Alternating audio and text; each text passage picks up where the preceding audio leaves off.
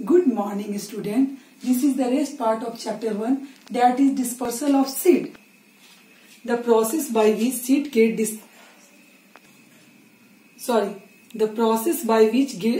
get scattered from the mother plant is called dispersal. Mother plant से जब seed अलग होके बिखर जाते हैं, यानी कि आउट स्प्रेड फैल जाते हैं इधर उधर, तो इस प्रोसेस को ही हम डिस्पर्सल बोलते हैं, यानी कि एक जगह से दूसरे जगह फैल जाते हैं. This process is called dispersal of seed. यानी सीड जब बिखर के अपने मदर प्लांट, जिस प्लांट में वो ग्रो करते हैं उसी को मदर प्लांट कहते हैं, उससे अलग हो जाते हैं, तब इसको डिस्पर्सल ऑफ सीड कहते हैं.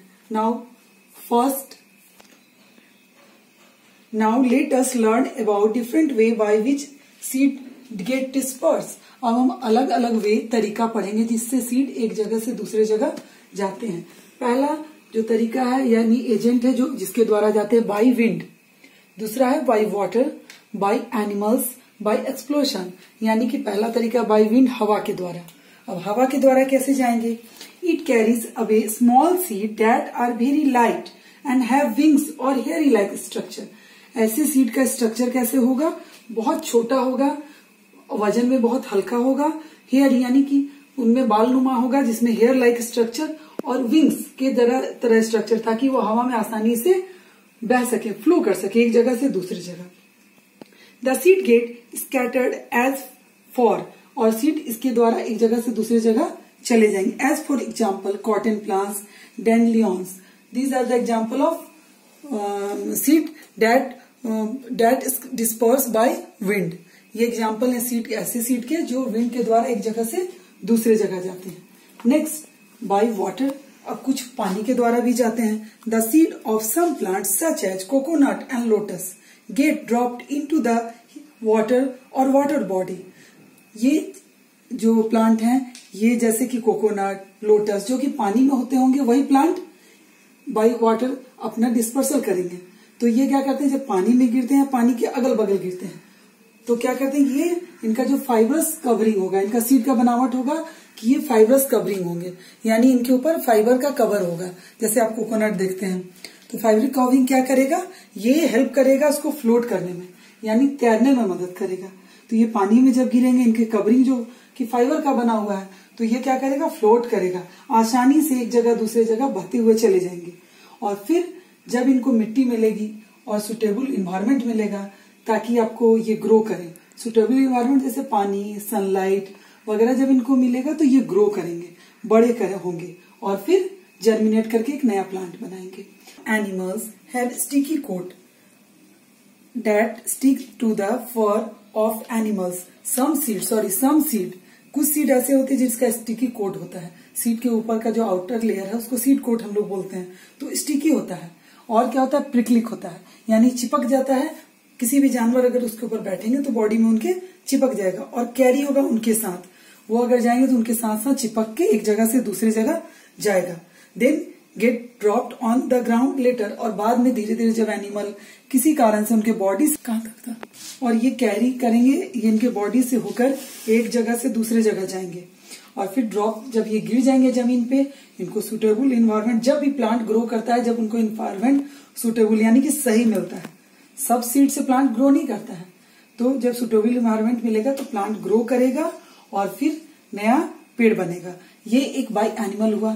दूसरे प्रोसेस से भी एनिमल के द्वारा ही होता है, जैसे animal that eat fruit and undigested seed part through their body.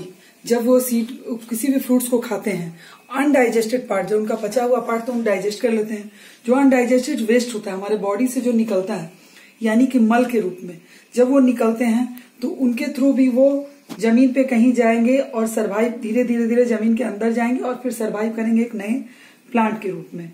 तो ये प्रोसेस भी एनिमल के द्वारा ही होता है.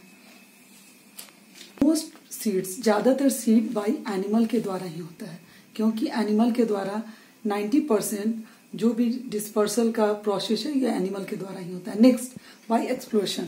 ये प्रोसेस है, इसमें क्या होता है कि फ्रूट्स जब पक जाते हैं, जब पक के एकदम कम्प्लीटली तैयार हो जाते हैं तो ब्रास्ट कर जाते हैं, यानी कि फट जाते हैं, और सीड है वो चारों तरफ स्प्रेड हो जाता है, फैल जाता है.